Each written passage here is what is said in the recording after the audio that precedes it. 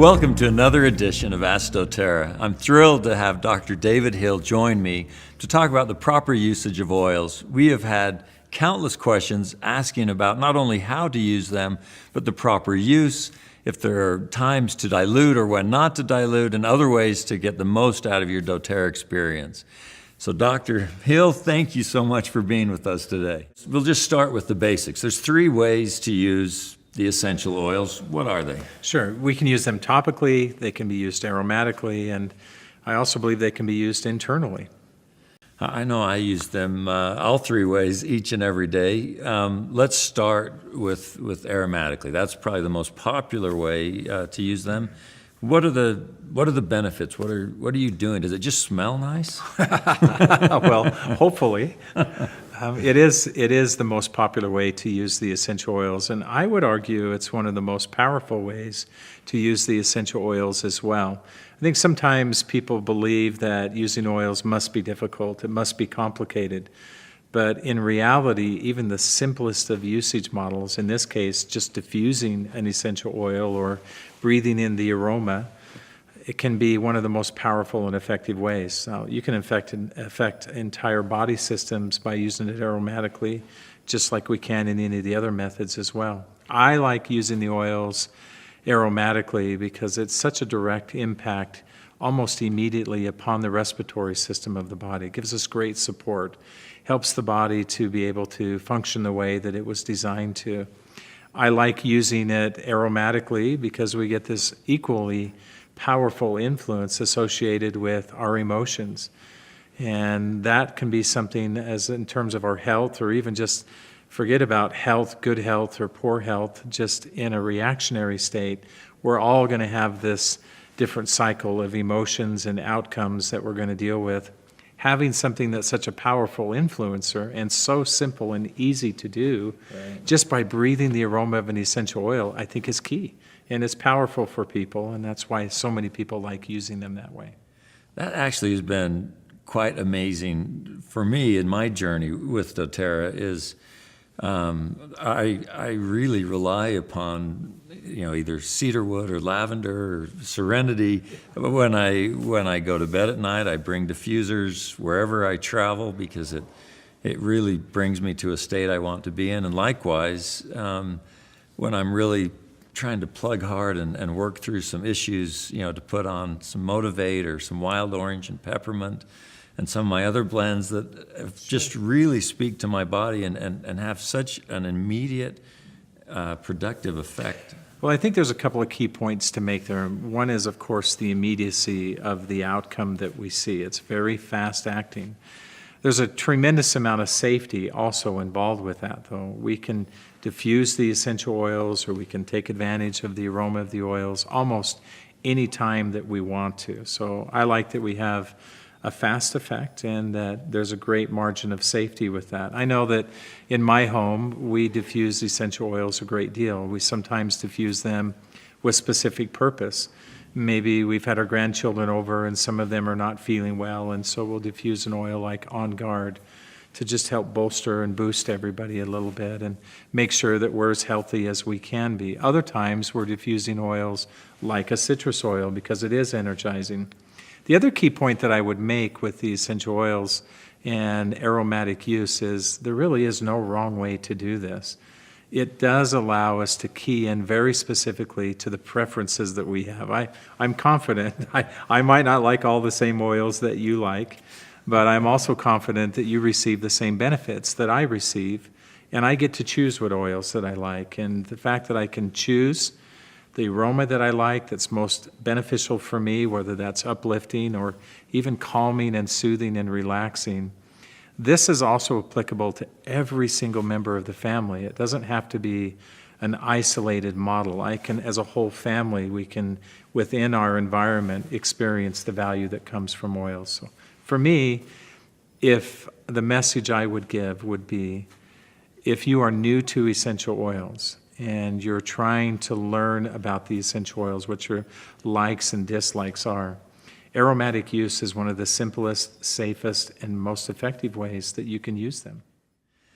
You know, I need to move to topical, but I'm using the essential oils in a new aromatic way. I'm trying to sell my home, and so we've got diffusers hidden everywhere, and our realtor is like, "This is amazing!" Like you walk in and you just feel, you know, you walk into the bedroom and you got serenity. Maybe you walk into the kitchen and it's like a citrus orchard in there. And what's the address of your home, Kirk? And buyers beware, buyers It beware. would be great for anyone listening. No. You know, some people bake cookies, you just diffuse essential oils, so that's probably But perfect. honestly, as my realtor said, I can't see why every realtor in America is not using doTERRA to sell their homes. Anyway, there's a lot of ways to use aromatic Let's use of move on to the essential next oils. one, Topical use.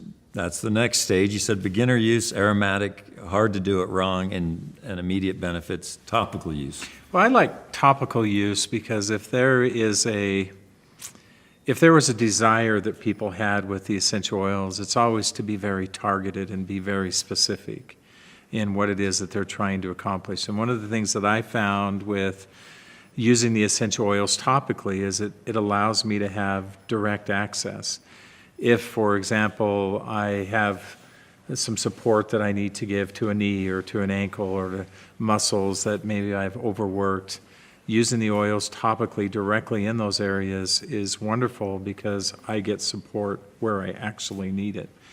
The common belief, however, Kirk, is that, well, because I'm targeting it to a specific area on my body, that must be where the only effect or benefit of that oil is. And that would be erroneous to think that whether we're using them topically or aromatically or even internally, there's a localized benefit. In other words, there's some primary things that we see, but there's also going to be a more broadcast or a wider benefit that comes to the body as a whole. So even though we get the advantage of good targeted application, I still get some whole body effect. And I'll tell you the other thing I like about using the oils topically. It's almost like I get the best of all worlds in that I also get to take advantage of the aroma at the exact same time. So I like using the oils topically for that reason. Now, the targeted use made sense immediately to me when I started, and I've had some knee issues, and put it there, and I could go for a run. When I came back, it would feel better, and people like you and others were saying, the bottom of the feet is another great place to put it on. Why is that? Why is the bottom of the foot this magical place? It's interesting to me as I hear people talk about some of these things, because you can imagine that there's almost as many different philosophies as there is essential oils that you could choose from in terms of which oil I would use for which circumstance. Using the oil on the bottom of the feet does get a little bit into body physiology and the structural issues of the body, and not really issues, but how the body is structured. When we apply essential oils topically, there is some absorption, there is some penetration, and it's how they move into and how they move through the tissues is what we're referring to specifically. Those top layers of your skin, as the oil is able to absorb into those, depending on the thickness, it may take a long period of time, it may take shorter periods of time. In that layer of tissue, we can use, for example, more caustic oils, like oregano on the bottom of the feet is probably not in any way cumbersome or difficult for people. But oregano was actually difficult for me. I used that on the bottom of my feet, and my wife said I couldn't sleep in the same room with her that night. Well, she actually called me and wanted to know which oil I would recommend so that she could have that argument for you. That's so it was how it perfect. Well, sometimes the oils can be a little bit sensitive, and so I like using them on the bottom of the feet because we lose some of that sensitivity to the oil, even some of the more caustic ones. The other reason for using it on the bottom of the feet, for example, with really young children, while I might still want to use the oils topically as a preferred method, the bottom of the feet is a really safe place to apply the essential oils. So not only is it effective, but it's also very safe. So I like, if I don't know and I'm new to the essential oils, or if I'm unsure how my child or another family member is going to respond, the bottom of the feet is a good, safe place, but yet gives access to the body as a whole. Thank you. So we've talked about aromatically, and every essential oil can be used in that way Topically, again, every oil can be used that way, although you may want to dilute some of the so-called hotter Some of the more oils. caustic oils, certainly. And let's talk about that for just a minute, because this is a question that I think a lot of people have. Should I dilute an essential oil? Do I have to dilute an essential oil? Can I make a more overarching statement? And that is that one of the things that has been really, I think, curious for me to learn and experience now over many years of using the essential oils, not just individually, but in a practice model and in the environment of medical use of the essential oils. It's been interesting to me how people respond and react differently, not just to different essential oils, but to the different methods of using the essential oils. I've really kind of come to the conclusion, Kirk, that I think people have personal preference. I like using the oils topically, and I like using the oils internally. I also like using them aromatically. I'm a little bit like you. I use all three, but I use all three to meet my specific needs. I know other individuals whom, as I speak with them maybe about using the oils internally or using them aromatically, their definite preference is, no, I want to use them topically. Tell me how I use them topically. And for a while I believed that that must be happening because they just don't know what I know, or they just haven't had the experience that I've had, I've come to really think of this differently. No, I haven't had the experience that they've had. And that means that people always are going to work within their own level of comfort, within their own knowledge base. And so it's reasonable for people to have a progression of their usage models, where I might start aromatically, I might use some of the oils topically, but I'm always going to dilute them. Eventually, well, I would dilute this one, but I may not dilute this one. I sometimes hear people say that this is an issue of safety. You have to dilute because of safety. For me, it's an issue of physiology. Knowing how the essential oils absorb and move through our tissues, when I dilute an essential oil, it does an effective job of holding it in reservoir, if you will, within the tissues locally. That means that I can have a real, true, localized benefit.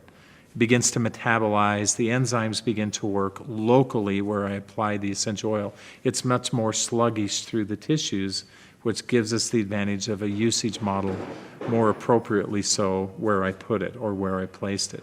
I may not always want that, and so in which case I would choose not to dilute the oil, but might use it undiluted because it would move a little bit quicker, not as sluggish through the tissues, as a simple way to describe it. Is it safe to use an oil undiluted? Is it safe must you always use an oil in a diluted form? I think that can be as varied, and the opinions will differ as many people and as oils as there are. My experience has been that there's room for both. But I'm always going to be the person who encourages people, if you feel better about diluting essential oils, I think you should.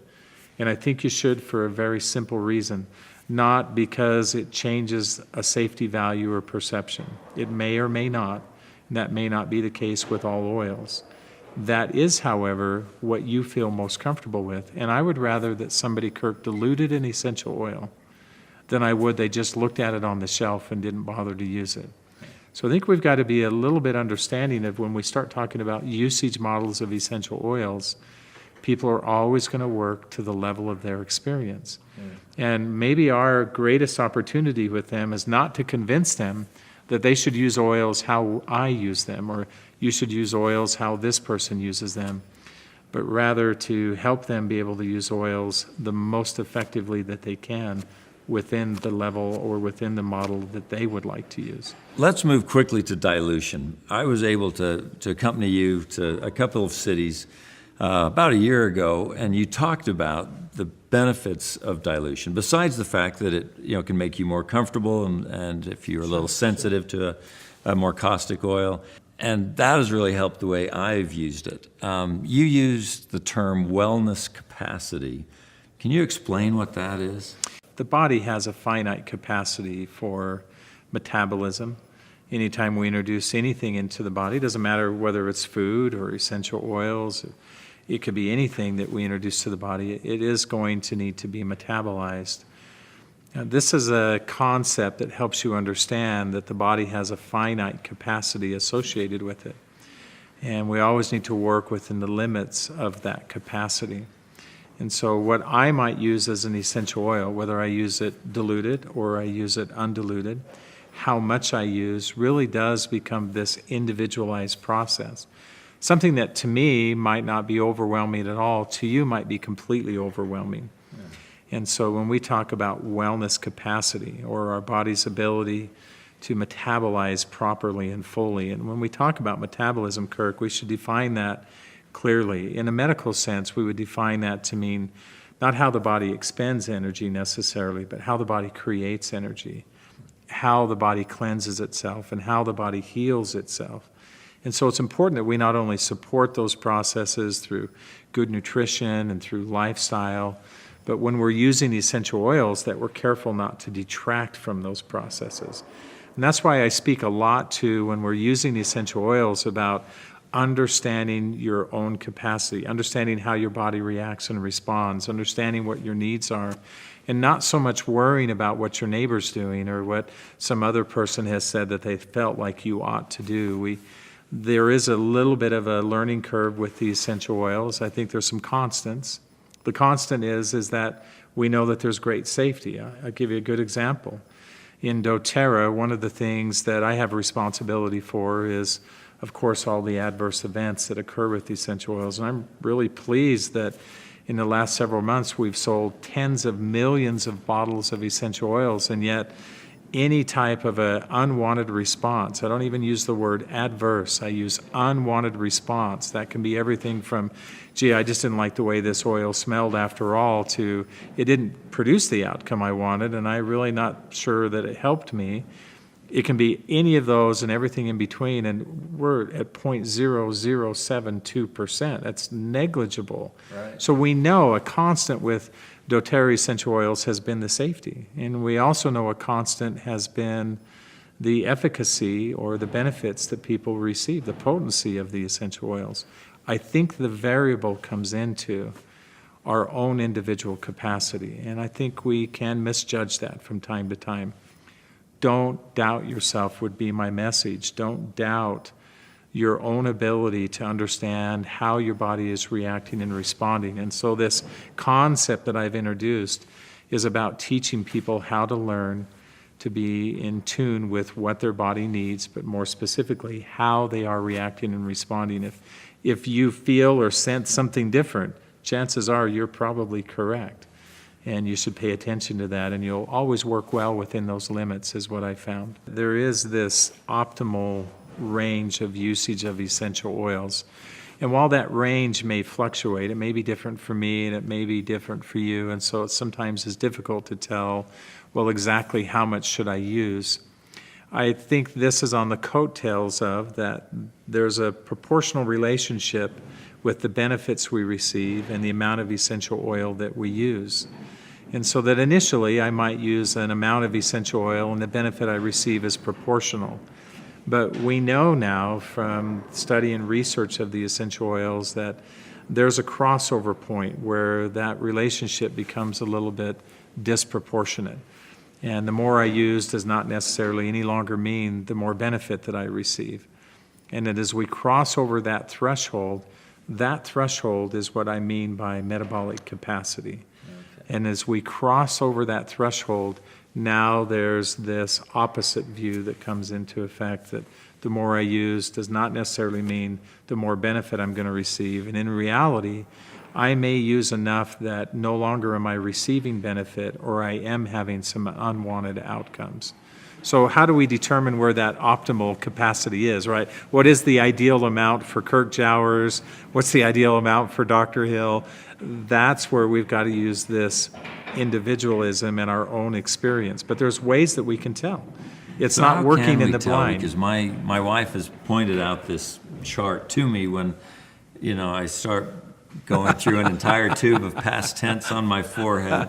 And she says, that is too much. You are definitely on the wrong side of Dr. Hill's chart right now. Let's take past tense as an example. I might use past tense because I'm feeling a little irritated or I'm having some discomfort that has occurred.